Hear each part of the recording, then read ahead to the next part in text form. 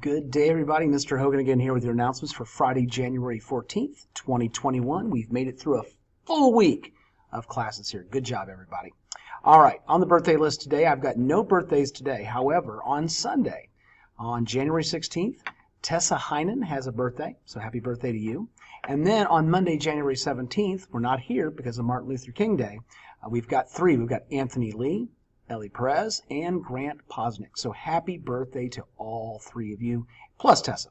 Let's make it four. Happy birthday. On the lunch menu today, our hot lunch options are queso smothered beef burrito, hamburger or spicy chicken sandwich. These items are offered with refried beans, steamed corn, garden bar, and assorted fruit. Additional daily options are jumbo PB&J, assorted sub sandwiches, assorted box salads, yogurt and sweetbread, and of course everyone's favorite hummus and pita bento box. All right. The news is very short today. MLC. Just a reminder of our meeting on January 18th. We will meet in the WMS Commons from 3:15 to 3:55 p.m. Please ensure you have a ride arranged. And that's all I got. Though I do have one more thing to say. Go Chiefs. The playoffs start Sunday.